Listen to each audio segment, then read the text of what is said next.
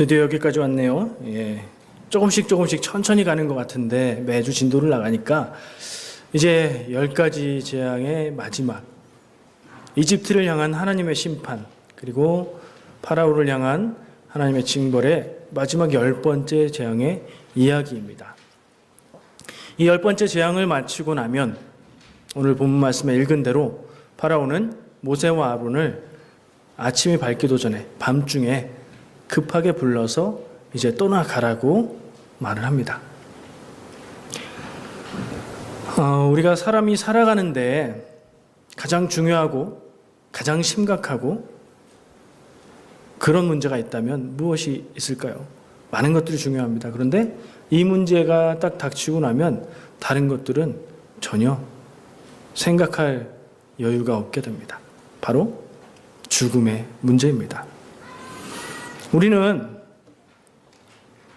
굳이 이런저런 생각을 하지 않아도 세상에 태어난 이상 누구나 다 이 세상을 떠나가고 세상에서 누리는 생명의 시간이 끝이 있다는 것을 압니다.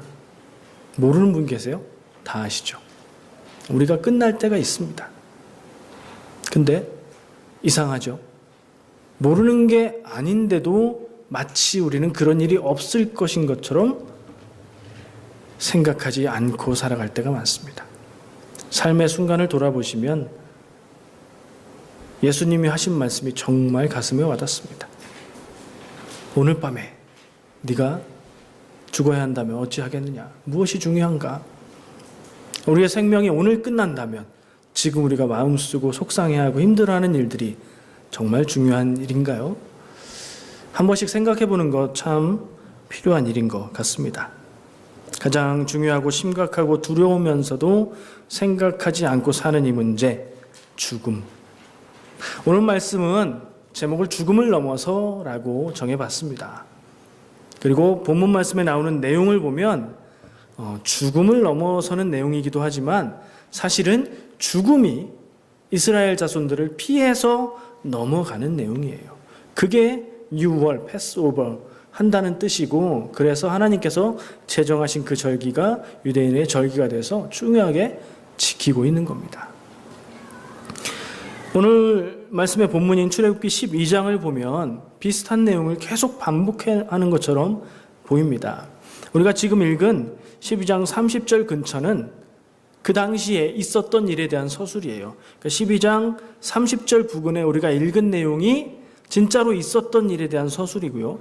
그 앞에 보면 하나님께서 예언하시는 말씀이에요. 이렇게 될 테니까 이렇게 준비하고 이렇게 해라. 그 내용은 뭐죠? 마지막 재앙, 죽음의 재앙이 올 테니 양을 준비하고 그 양을 잡아서 먹고 그리고 그 양의 피를 문에 발라라. 문에 바른 하나님의 백성, 이스라엘 자손의 집은 죽음이 지나가고 그렇지 않은 이집트의 집들은 처음 태어난 생명, 첫째 아들, 그리고 동물들도 처음 태어난 새끼, 이 밤에 다 죽게 될 것이다 라고 하나님께서 예고를 해주세요. 그리고 나서 이 사건이 있는 기록이 나타나고요. 그리고 나서 그 뒤에 또 비슷한 얘기가 반복이 돼요. 유월절 제정에 대한 이야기, 하나님께서 유월절을 이렇게 지켜라 하는 말씀이 또 나와요. 성경에 나오고 또 나오고 비슷한 얘기가 반복돼서 나오면 되게 중요한 거예요. 2번 반복되면 아주 중요한 거고 3번 반복되면 굉장히 중요한 거예요. 그래서 우리는 이 본문 말씀을 꼭 중요하게 기억해야 됩니다. 오늘 말씀 함께 나누면서 여러분들 삶 가운데에도 죽음을 넘어서고 죽음의 문제가 아니게 되는 그런 역사가 있으시기를 축복합니다. 교회는 이 죽음의 문제에 대해서 대답합니다. 인간의 죽음은 죄 때문이다. 죄의 삭은 사망이다 라는 말씀이 그 얘기예요. 죄 때문에 인간은 죽는다. 근데 그 죄의 문제는 복음을 믿음으로 해결할 수 있다. 이게 교회의 죽음에 대한 답입니다. 그게 무슨 죽음에 대한 답이냐고요? 육신의 생명이 다가 아니죠. 육신의 생명 그 이상, 그 이후의 생명을 이야기하는 겁니다. 육신의 생명에 한계가 있는 거, 그러니까 사람은 죽는 것은 하나님이 정하신 거예요. 그걸 바꿀 수는 없고요. 그러나 그 이후에 더 귀하고 더 큰 구원의 역사가 있는 줄 믿으시기 바랍니다. 그 열쇠가 어디 있다고요? 무엇을 믿는 것이라고요? 복음을 믿는 것. 복음은 꼭 알아야 되는 거니까 나올 때마다 반복을 해보겠습니다. 복음을 믿는다고 하는데 복음이 무엇입니까? 예수가 그리스도임을 믿는 거예요. 그래서 예수님을 예수 그리스도라고 하고 그걸 믿는 사람들의 모임인 교회를 그리스도교, 기독교라고 말하는 거예요. 예수가 그리스도다. 예수가 구세주라는 말이거든요. 그게 무슨 뜻이죠? 예수님의 십자가에서 죽으신 그 일이 나하고 관계가 있어서 죄 없는 예수님의 죽으심이 내 죄의 용서의 제물이 되셔서 영원한 효력이 있는 제물이 되셔서 내가 그 사실을 믿으면 내 죄의 문제가 해결되고 내가 구원을 받는다. 이게 복음이에요. 짧게 말하면 짧고 길게 말하면 길죠. 제가 기회 날 때마다 반복할 테니까 누구를 만나서도 이야기하실 수 있는 여러분들의 복음에 대한 설명이 있으시기를 원합니다. 10가지 재앙 중에 마지막 재앙입니다. 동물이 죽은 건 그렇다 쳐도 각 가정마다 먼저 태어난 첫 아들이 죽었습니다. 말씀해 보니까 밤중에 전 이집트 전국에 심히 통곡하는 소리가 있었다고 합니다. 당연하겠죠. 애지중지, 가장 귀한 모든 것을 담아서 사랑으로 키우는 자녀가 하룻밤에 모든 집들이 죽어버렸는데 슬프지 않겠습니까? 전국적인 슬픔, 걷잡을 수 없는 괴로움, 어떻게 할 수 없는 아픔, 그걸 만난 거예요. 그래서 파라오는 더 이상 버티지 못합니다. 모세와 아론을 그 밤에 불러서 나가라고 말을 하는 겁니다. 이 10번째 재앙은 이집트에게는 참 괴로운 일이었어요. 죽음이고 심판이고 재앙이었죠, 말 그대로. 근데 이 반대로 이스라엘 자손에게는 역시 재앙이었나요? 아니죠. 이스라엘 자손은 모든 재앙이 피해가고 비껴가고 임하지 않고 당하지 않았어요. 마지막 이 10번째 재앙은 조금 특별해요. 다른 재앙들은 자동으로 이스라엘 자손은 비켜갔어요. 근데 이 10번째, 첫째의 죽음은 하나님의 명령하심으로 인해서 특별한 의식을 행해야 비켜가는 것으로 그렇게 되어 있습니다. 조금 다른 것하고 다를 때는 이건 중요한 의미를 가지고 있는 거예요. 하나님께서 유월절 규례, 유월절에 해야 될 일들을 명령으로 얘기하시는데 음식에 대한 얘기예요. 빵을 먹었어요, 그 사람들은. 빵이 그리고 양고기, 고기가 주식이었어요. 빵을 누룩을 넣지 말고 구워 먹어라. 그게 무교병이에요. 누룩이 없는 빵, 무교병을 먹어라. 그러면 누룩은 빵을 부풀리는 건데 그거 없으니까 딱딱하고 맛없고 뻣뻣하고 그랬겠죠. 어쨌든 그 무교병을 먹고 쓴나물을 먹고 양을 잡아서 양고기를 먹어라. 이렇게 6월절에 지켜야 되는 음식에 대해서 하나님이 말씀하십니다. 그리고 그것을 먹을 때 먹는 자세도 있어요. 곧 떠나야 하는 것처럼 모든 채비를 다 갖추고 서서 바로 떠나야 되는 그런 태도로 그것을 먹어라. 이렇게 말씀하세요. 그리고 아까 얘기한 대로 이 12장의 뒤편에 유월절 규례를 말씀하시면서는 자손들이 이게 이 유월절이 무슨 의미, 왜 이것을 합니까? 라고 물으면 하나님이 하신 일에 대해서 자손들에게 전해줘라. 그래서 그 유월절 규례를 하나님이 만드셨고 대대로 이어서 그것을 기억하게 하신 거예요. 뭘 기억하게 하신 거죠? 하나님이 하신 일.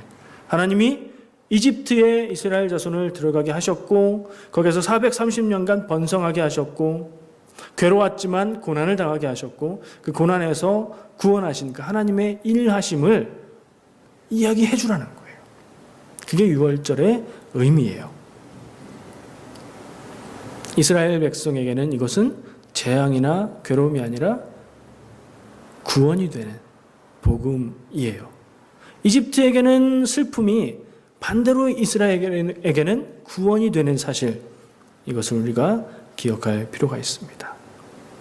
하나님 앞에 하나님이 선택하신 백성들의 구원은 그 반대에 있는 자들에게는 심판이 되는 거죠. 우리가 이것을 여러 가지로 확대해서 적용할 수가 있습니다. 우리의 삶의 자리가 어디 있나? 내가 하나님이 원하시는 하나님의 뜻, 하나님이 일하시는 그 자리에 서 있는가? 교회 다니니 안 다니니, 세례 받았니 안 받았니, 이 문제가 아닙니다. 내가 하나님이 계획하고 일하시는 그 자리에 있는가, 혹은 그 반대편에 있는가? 교회 다녀도 그 반대편에 있을 수 있습니다. 굉장히 심각하게 듣고 계신데 마음에 담아두시고 늘 기억하시면 됩니다.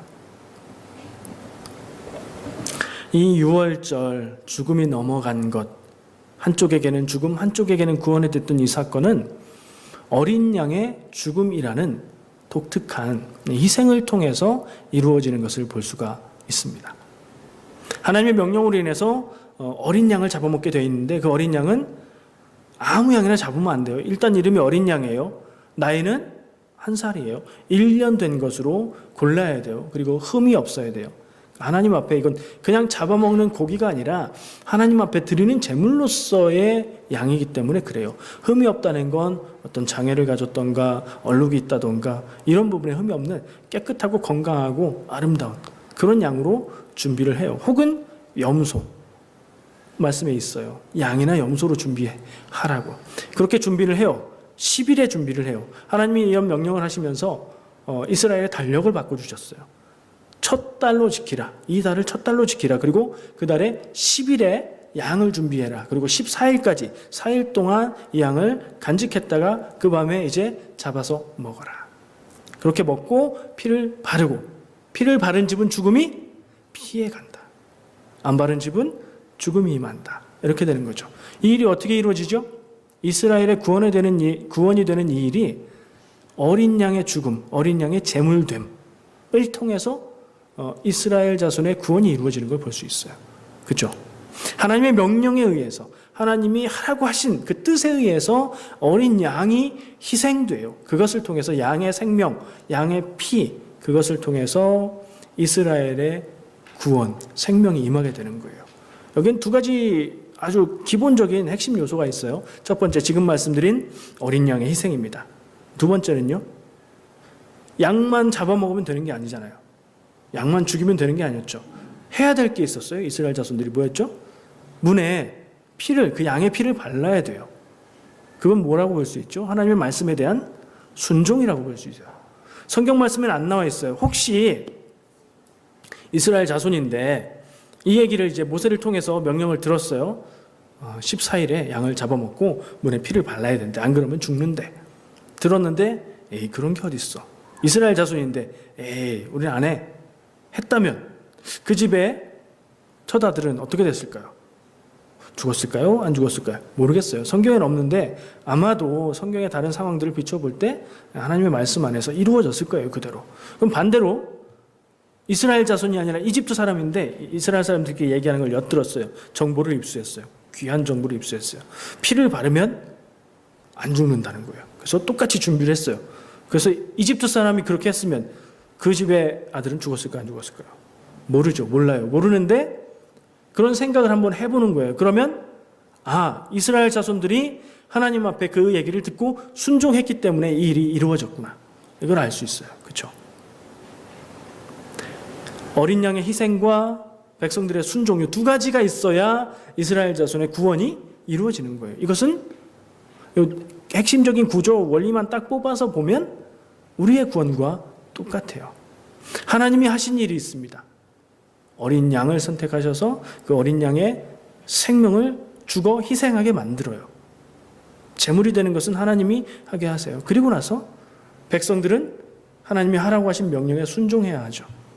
우리는 구원받기 위해서, 우리의 영혼의 구원을 위해서 하나님 하신 일이 있어요. 예수 그리스도를 십자가에서 죽게 하셨어요. 그게 이 어린 양의 죽음 희생과 동일한 의미를 갖고 있어요. 그렇다면 그 뒤에 우리가 해야 될 건 뭐죠? 하나님의 뜻에 순종하는 일이에요. 문에다 피 바르는 일 가지고 되지는 않아요. 문에 피 바른 일하고 같은 의미의 하나님의 뜻에 순종하는 일이 우리에게 필요합니다. 그게 우리가 해야 될 일이에요. 믿음으로 구원받는 것, 나는 믿어서 구원받아서 다른 사람들 앞에서 예수를 그리스도로 시인할 수 있어, 말할 수 있어. 그래서 난 구원받았어. 그거로 모든 것이 이루어진 게 아니에요. 그것은 믿음의 시작일 뿐입니다. 믿음으로 구원받으면 믿는 사람의 구원이 그때부터 시작되는 것이고 삶으로 성화의 과정, 예수 그리스도의 분량까지 믿음으로 인격으로 모든 면에서 자라가는 과정을 우리는 살아가야 돼요. 여러분, 각 사람에게 하나님이 순종을 요구하시는 일들이 다를 수 있습니다. 이건 제가 못 가르쳐 드린다고 했죠. 여러분들의 사명은 여러분들이 삶 가운데서 발견하시기를 바랍니다.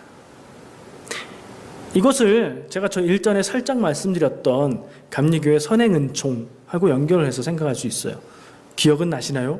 감리교 선행은총. 원래 감리교의 창시자인 존 웨슬리는 신학자가 아니었습니다. 그리고 사실은 목사님도 아니었어요. 그럼 어떻게 된 거죠? 성공회의 사제였습니다. 성공회 사제의 신분으로 성공회 안에서 새로운 신앙운동을 하신 거예요. 그리고 그게 새로운 개신교 교단이 형성이 된 거죠. 그래서 그분은 학자가 아니었기 때문에 책이나 저술을 남기지 않았어요. 그분이 남긴 것은 오직 설교뿐이었습니다. 열정의 설교자 그리고 열정의 전도자였기 때문에 많은 설교들을 남기고 있는데, 그래서 이 선행은총에 관한 이것들은, 이 교리는 웨슬리가 만든 게 아니에요. 웨슬리의 설교의 내용들을 읽고 배우고 분석하고 연구를 해보니까 그 틀 안에 이런 게 있다 해서 얘기를 하는 거예요. 선행은총, 은총이 선행 먼저 있다는 거예요. 이건 뭐에 중요한 거냐? 구원에 있어서, 인간의 구원에 있어서 하나님의 은총이 먼저 있다. 무슨 뜻이냐면 예수님의 죽으심, 십자가 죽으심이 우리의 구원의 문을, 구원받을 수 있는 길을 활짝 열어놓은 것, 이게 선행은총이에요. 이 하나님의 사랑과 은혜는 모든 인간에게 열려 있어요. 이게 선행은총의 의미입니다. 전제예요. 기본 전제. 이게 되어 있지 않으면 인간으로서는 구원의 길을 갈 수가 없어요. 하나님의 사랑과 은혜가 있어서 예수님을 통해서, 예수님의 죽으심의 희생으로 구원의 길이 열려져 있는 거예요. 그럼 그 다음은, 근데 이거는 굉장히 중요하고 핵심이고 이거 없으면 말도 안 되지만 모든 사람에게 열려 있어요. 그렇게 볼 때는 기본 전제로 깔린 것이라고 볼 수 있죠. 그 다음에 중요한 건 뭘까요? 선행 은총의 하나님의 구원에 믿음을 갖고 믿어서 순종하고 구원으로 나가는 것은 사람이 해야 될 몫이에요. 오늘 이 이집트에게는 재앙이, 이스라엘에게는 구원이 되었던 이 사건 앞에서 어린 양의 희생과 백성들의 순종으로 이 일이 이루어졌던 것처럼 우리의 삶에도 하나님이 하신 일이 은총으로, 은혜로 먼저 깔려있고 그 다음에 우리가 믿음으로 하나님 앞에 순종하고 하나님의 백성의 삶을 선택해서 그 길을 살아가는 것은 우리가 해야 될 몫입니다. 감리교는 그런 선행은총으로 구원을 이야기한다고 했죠. 그러면 장로교는 구원이 뭐라고 그랬죠? 예정. 제가 론자는 다 뺐어요. 사실은 선행은총론, 예정론이라고 얘기해요. 이론이니까, 성경에 있는 말씀은 아니니까요. 그래서 절대적인 권위를 둘 필요는 없어요. 여기에 감리교는, 그런데 장로교는 정해져 있다는 거예요. 예정되어 있다는 거예요. 누구의 의지에, 누구의 선택에 의해서? 하나님에 의해서. 구원받을 사람과 구원받지 못하는 사람이 하나님이 이미 정해놓으셨다는 거예요. 구원받을 사람은 어떻게 해도 구원받고, 왜요? 하나님이 절대적인 구원의 주권은 하나님한테 있으니까. 그러니까 하나님이 구원을 주시는 것이기 때문에 하나님이 선택하면 무조건 구원이라는 거죠. 근데 그 구원의 밖에, 하나님의 선택 밖에 있는 사람들은 아무리 구원받고 싶고 아무리 원해도 안 된다라고 말하는 게 장로교의 예정론이에요. 어떻게 들리실지 모르겠어요. 맞죠? 맞는 얘기죠. 절대적인 주권은 하나님에게 있는 거 맞는 거예요. 근데 내가 하나님이 구원받도록 선택받았나 못 받았나, 이거 참 불안한 일이죠. 감리교는 그런 면에서 비교해보면 우리의 능동적이고 자발적인 우리의 태도가 중요하다고 볼 수 있고요. 장로교의 예정론은 그냥 하나님의 선택이 중요한 거예요. 입장이 조금 다릅니다. 작은 차이일 수도 있는데 이거는 굉장히 큰 차이로 나타날 수도 있고, 굉장히 큰 차이일 수도 있지만 믿음 안에서 우리가 다르지 않는, 믿음의 본질은 다르지 않기 때문에 그리 중요하지 않은 차이라고 볼 수도 있어요. 이거는 틀렸다고 말할 수는 없고 다른데 둘 다 인정을 해야 되는 그런 부분이라고 생각을 합니다. 어쨌든 오늘 말씀의 내용 가운데서 우리는 구원에 대해서 생각을 할 수 있어요. 그리고 구원은 죽음의 문제라는 것을 우리가 다시 한번 생각합니다. 죽음에서 구원받는 것, 죽음을 넘어서는 것, 죽음을 극복하는 문제이죠. 그리고 오늘 말씀을 볼 때에 이 하나님의 명령으로 인해서 선택된 어린 양은 제물이라는 것을 알 수 있고, 그리고 이 사실은 예수님이 제물로서 십자가에 죽으심, 그래서 예수님의 십자가 죽으심은 단순히 로마 정권에 의한 처형이 아니라, 그리고 이스라엘의 기득권자들에 의한 제거된 것이 아니라 하나님의 계획과 뜻에 의해서 인류의 구원을 위해서 하나님이 계획하신 것이 이루어진 것이라는 것을 알 수가 있고요. 그것이 오늘 말씀에 나오는 어린 양과 동일하다고 우리가 볼 수 있습니다. 요한복음 1장 29절 말씀에 보면요, 세례 요한이, 예수님이 공생의 활동을 시작하시기 전에 아주 유명한 이스라엘의 선지자가 있었는데 그 사람이 세례를 준 요한이라는 사람이에요. 그래서 세례 요한이라고 부르는데, 그 세례 요한이 예수님을 봅니다. 그리고 예수님을 보고 이런 말을 합니다. 보라, 세상 죄를 지고 가는 하나님의 어린 양이로다. 이 얘기가 그 얘기예요. 예수님이 그리스도됨을 얘기하는 거예요. 이 구약의 이집트를 이스라엘 백성이 나오게 되는 이 출애굽기 내용 중에 마지막 재앙 가운데 희생됨으로써 이스라엘 자손의 구원이 되었던 그 어린 양, 예수님이 그 어린 양과 같다는 거예요. 모든 인류의 구원을 위해서 죽음의 제물, 희생이 되는 구세주가 된다. 그것을 세례 요한은 보고 말을 했고, 그것이 말씀으로 남아있는 거예요. 이사야 53장 7장에서 보면 또 이사야 말씀에서도 이 예수님의 어린 양 되심에 대해서 이야기를 합니다. 그러니까 성경 곳곳에 이런 상징들로 보아서 성경에서 어린 양이라고 이야기할 때 이것은 예수님이 우리에게 하나님 앞에 제물이 되어서 우리의 구원의 제물이 된다는 것, 이것을 이야기하고 있는 것이 확실합니다. 근데 양을 이야기하면 우리는 또 다른 상징이 떠오르지요. 양이 무엇을 상징하죠? 또 예수님 말고 사람, 성도들을 상징하는 경우가 있어요, 성경에. 그게 어디에 나오냐면요, 바로 좀 전에 이사야 53장 7절 얘기를 했죠. 바로 앞절에 보면, 이사야 53장 6절에 보면 우리는 다 양 같아서 그릇 행하여 각기 제 갈 길로 갔거늘. 말씀을 가지고 생각해 보면 우리는 다 양 같다, 사람들은 다 양 같아서 지 마음대로 해서 틀린 길로 갔다는 거예요. 양은 성경에서 성도들, 사람들을 상징하기도 합니다. 어떻게 구분을 할까요? 예수님 제물, 희생 제물을 상징할 때는 그 앞에 뭐가 붙어요? 어린 양이라는 표현이 붙어요. 왜 어린 양이라고 했죠? 하나님이 명령하셨어요. 1년 된 양을 선택하라고 하셨어요. 그러니까 어린 양이에요. 그러니까 어린 양이라고 표현할 때는 대체로 예수님의 제물 되시는 것을 상징하는 것이고, 그냥 양 얘기하면 성도들을 상징하는 것이 되는 경우가 대부분이라고 우리가 구별을 할 수가 있습니다.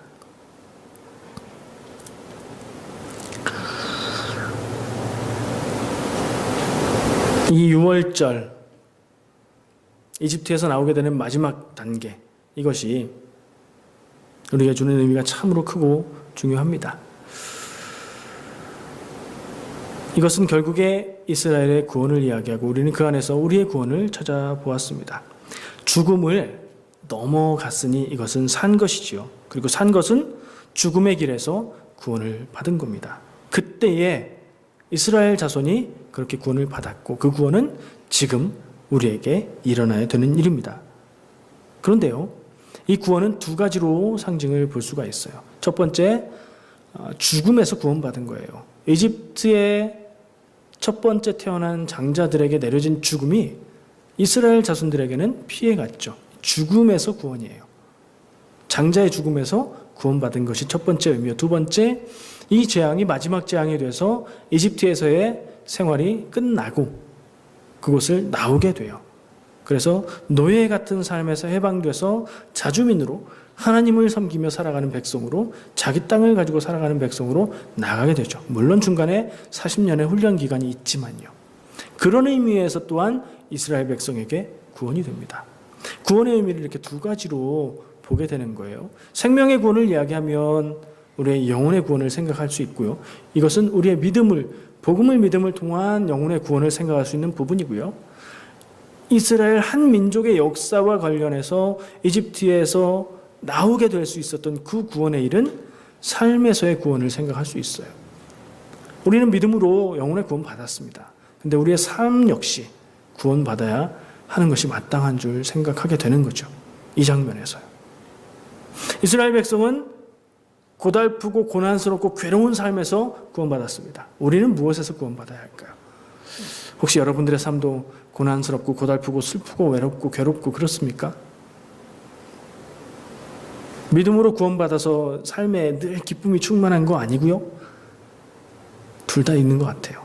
믿음으로 구원받은 것, 구원을 소유하고 영생을 가진 것은 가장 기뻐할 일이죠. 가장 복된 일이에요. 그것 말고 다 아무것도 없어도 괜찮아요. 가장 중요한 것을 가졌으니까요. 근데 우리는 지금 영원을 살고 있지 않아요. 이 땅 위에서, 이 세상에서 살고 있어요. 그리고 세상에서 사는 동안 경험하고 겪어야 되고 살아나가야 되는 어려운 일들이 우리를 기다리고 있어요. 때로는 경험했던 지나간 아픈 일들이 우리를 붙잡고 있습니다. 분명히 지나간 일인데 나를 붙들고 있어요. 때로는 지금 굉장히 어려운 일을 겪고 있기도 합니다. 때로는 지금은 평안한데 앞으로 다가올 어려운 일 때문에 두려움에, 괴로움에 빠져 살아가고 있습니다.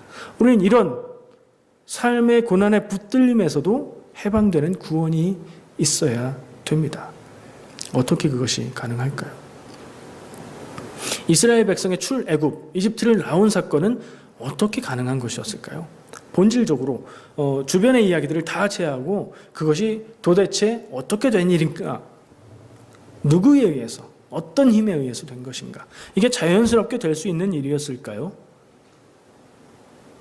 한번 생각해 보죠. 성경에 하나님이 이렇게 역사하신 것으로 기록하고 있는데 성경의 믿음의 고백들을 제하고 그냥 역사에 있었던 사회적인 사건으로 보면 이집트라는 대제국, 아마 그 당시에는 전 세계에서 가장 강력한 국가가 아니었을까 생각이 돼요.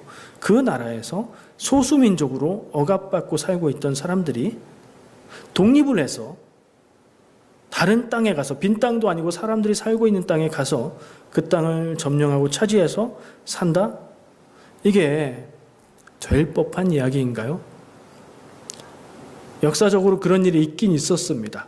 그것도 이스라엘 일입니다. 이 성경에 나오는 이스라엘은 완전히 멸망해서 흩어졌어요, 유대인들은. 근데 세계대전 이후에 그 이스라엘의 자리에 다른 사람들이 살고 있던 자리에 또 이스라엘을 건국하고 거기에 유대인들이 들어가서 산 게 지금의 이스라엘이에요. 그런 일이 역사에 있긴 있었는데 또 이스라엘이에요. 다른 일들은 생각하기 어렵습니다. 상식적으로도 이해가 안 되고. 쉽게 얘기해 보죠. 지금 중국에 수많은 소수민족이 있어요. 중국이 굉장히 소수민족 문제를 강력하게 대응하고 있습니다. 독립하겠다고 얘기하거나 그런 낌새가 있으면 막 무력으로 진압해요.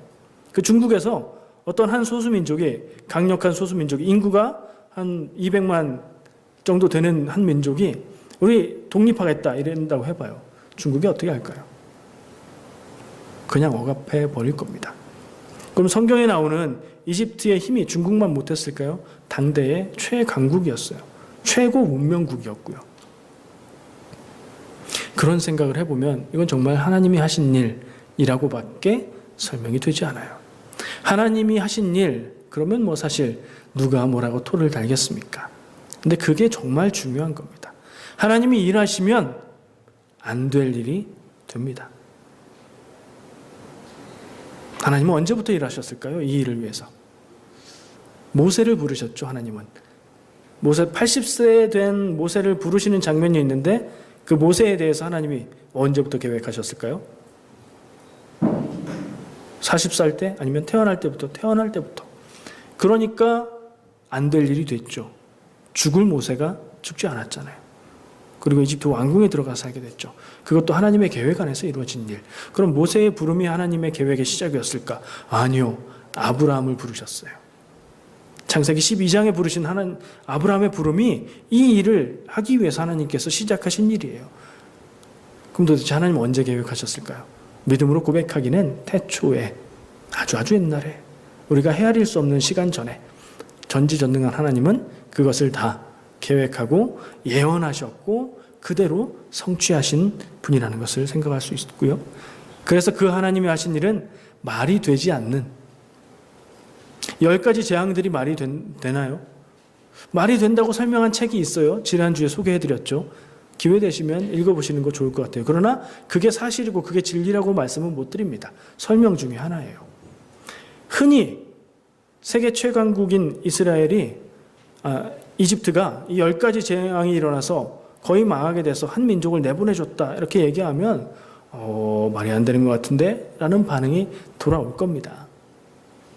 이게 상식이에요. 세상에 돌아가는 이치예요. 사람들이 살아가는 방법이에요. 근데 그 상식, 사람들이 생각하는 한계선, 도저히 되지 않는다고 생각하는 그 너머의 일을 하시는 분이 누구예요? 하나님이십니다. 어떻게 해요?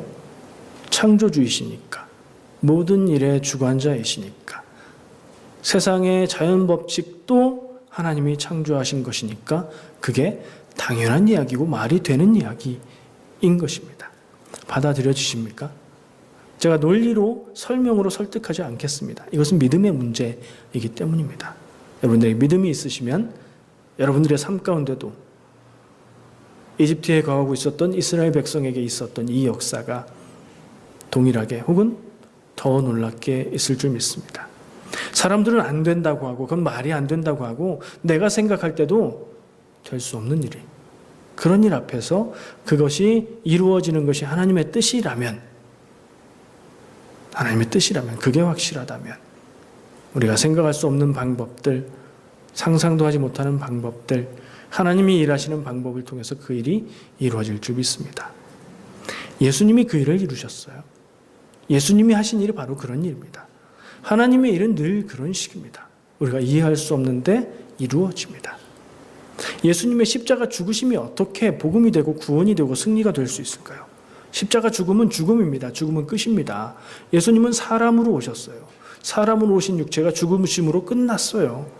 그래서 제자들도 끝이라고 생각하고 예수님을 떠나갔고 도망갔어요.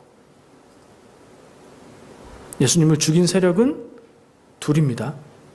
로마 정권도 예수님이 죽기를 원했습니다.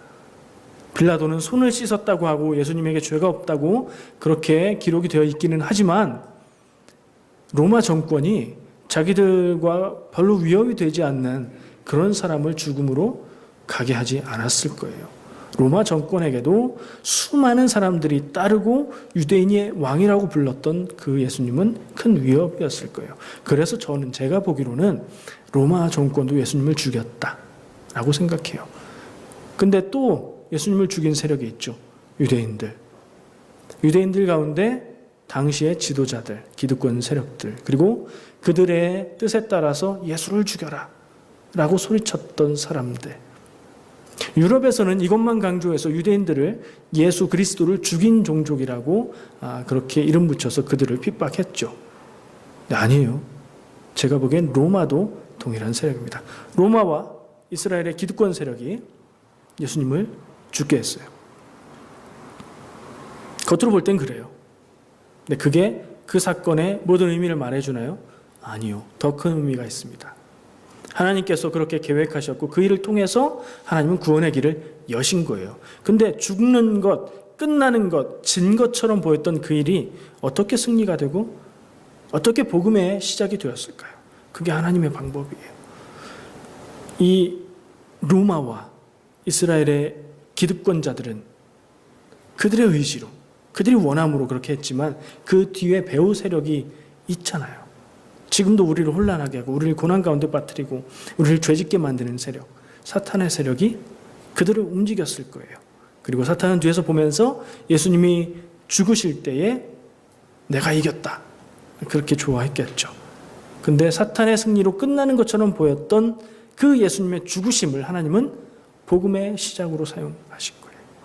예수님을 다시 부활, 살리게 하셨고 죽음을 이기시는 모습을 직접 나타나게 하신 거죠. 예수님이 그 일을 하셨다는 얘기를 하는 겁니다. 안 되는 것 같은 일이 하나님은 되게 하시고요. 모든 일에 그런 건 아닙니다. 하나님 뜻 안에, 하나님 계획 안에 있는 일이 그래요. 지는 것 같은데 이기는 것이 되고 절망과 끝인 것 같은데 거기에 승리가 있게 하십니다. 믿음을 잃지 않으면요. 우리의 삶에 이때까지 견딜 수 있는 믿음이 있습니까?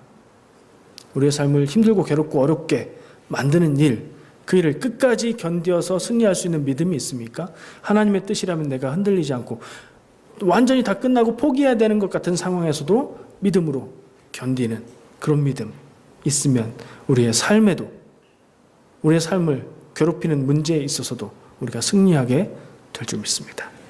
그래서 표지 그림이 오늘 빅토리예요. 승리하는 삶을 사시기를 축복합니다.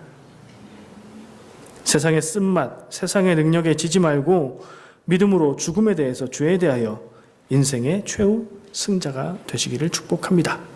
기도하겠습니다.